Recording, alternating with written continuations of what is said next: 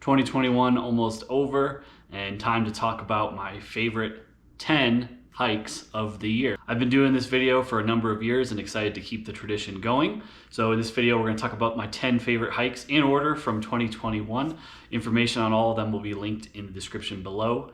And without any further ado, let's get on to the countdown. So number 10, we're gonna start in New Hampshire with Mount Morgan and Mount Percival. This was an awesome hike that Jackie and I did in the summer with some ladders, some caves, some nice little scrambling and beautiful views up on top as well of the lakes region of New Hampshire. Just a fun hike with some nice scrambling, unique kind of characteristics to it and what I've been wanting to tackle for years. Number 9 brings us to the West Coast, Oregon, to Cape Falcon. This was kind of a throw-in hike. We had some extra time in one of our days out in Oregon and decided to add this one on. The payoff was the end, which was rugged, beautiful blue ocean, typical Pacific Northwest coastline, and was just really awesome to kind of explore the area. Really short hike, but one that packed in the punch of amazing views. Number 8 takes us down to New Mexico. This was the highest mountain in New Mexico, Wheeler Peak, and I added on a fun class 3-4 scramble back to Taos Ski Resort to kind of form a loop. I've been looking at this route from mediocre amateur actually, and was really excited to get this one in the books. It was a fun day, really nice scrambling, beautiful scenery down in the northern part of New Mexico, and excited to tackle some more hikes in the state. Number 7, we still haven't even got to Colorado. We're gonna go out to Hawaii now, the Pipiwai Trail. This was one of our first hikes on our trip to Maui, and it was a beautiful, beautiful hike through the rainforest, even though obviously Maui known for the rain it gets on the east side of the island, but we really had an awesome time exploring some of the bamboo forests, some of the awesome stream crossings, and then ending at a beautiful waterfall at the end of the trail. Just a really great way to kind of kick off the hiking on our trip to Maui. Number 6, we finally go to Colorado on the 10-mile traverse. This was an abridged version of the 10-mile traverse, starting at Tenmile Peak, ending at Peak 6. And the crux and most fun section of the route was the Dragon's Back, which was some exposed class 3, 4, maybe even 5, depending on where you want to go with it, climbing, scrambling, and it was just a beautiful, beautiful day. We hit the fall foliage almost with perfect timing, and yeah, cut the traverse short from the full version, but still had an awesome day in the mountains. Number 5 brings us down to Utah, and one of my first slot canyon experiences earlier in 2021, January to be exact, the Spooky and Peekaboo slot canyons. This was a really awesome day. I had not really done any slot canyons to this level of tightness before, and was really thrilled to kind of explore the beautiful red sandstone, the rock, the just uniqueness of the desert and Utah in general, and it really kind of gave me a bigger appreciation for the state, and I've gone back several times since to explore other areas. Peekaboo Slot Canyon starts off with a class 3 kind of scramble up to get into it, and then Spooky has kind of a spooky ladder, sketchy ladder really, in the middle of it, and much more narrow slot canyon, but overall just an awesome day. Number 4 brings us back to Colorado in the winter. My friend Nick and I did the east ridge of Mount Bancroft, which is a relatively unknown mountain, but a great scramble with a nice class 5 section and a pretty decent rappel as well. I don't do a lot of videos that show class 5 and technical climbing just because it's kind of hard to put into a video format, but I really liked how this one turned out. The winds had turned us around and almost turned us around on this day as well, but we stuck with it and ended up with just almost a windless day on the summit of Bancroft.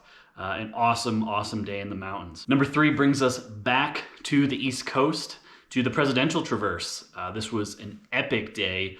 About 9,000 feet of climbing, 20-ish miles of hiking, something like that, tackling so many of the iconic White Mountain summits in the Presidential Range in the White Mountains. And I had been looking forward to this one for a number of years and finally found a good weather window to make it happen. And boy, was it a beautiful day.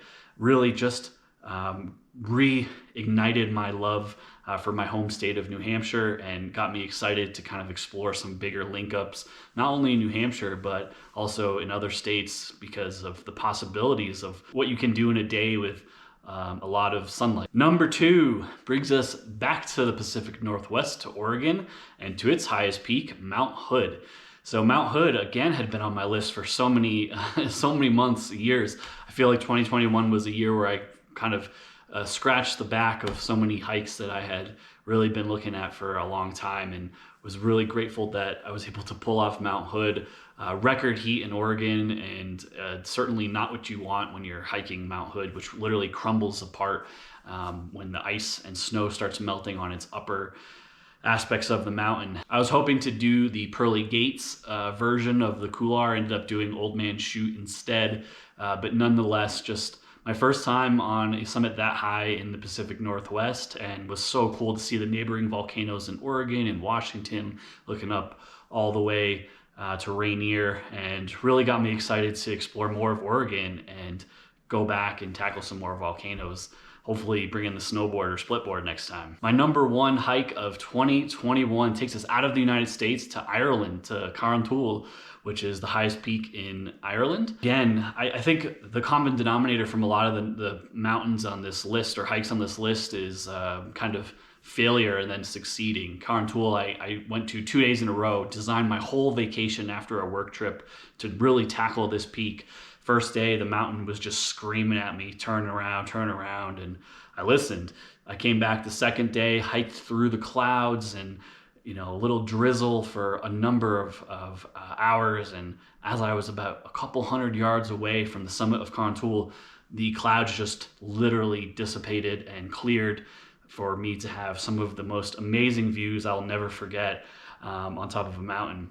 Really, really cool hike. I wanted to do a longer version of this mountain with some scrambling, but I was happy to bag Carrauntoohil, live to make this video to talk about. So yeah, that wraps up my top 10 hikes of 2021, my favorites of the year. So many more that I've done, but those kind of all stick out to me as being awesome days and awesome memories that I'll never forget. Let me know what hikes you all loved from 2021 in the comments below. As we roll into a new year of Virtual Sherpa in 2022, go ahead and check out the new membership options on the channel. There's some really cool perks that you can get that are just for members only, and excited to bring that content and continue to improve the content for all subscribers and viewers of the channel. I'm always trying to build new stuff, make new videos, create better content for you all. So let me know what you want to see in the comments below in 2022 and beyond, whether it be a hike, a how-to video. Go ahead and check that out. I've made some awesome new improvements to the website, thevirtualsherpa.com, which is just a different medium of the exact same content I post here on the channel. So check that out as well. Added a Utah hike section, a Utah map of hikes as well, and going to continue to keep expanding that in the future.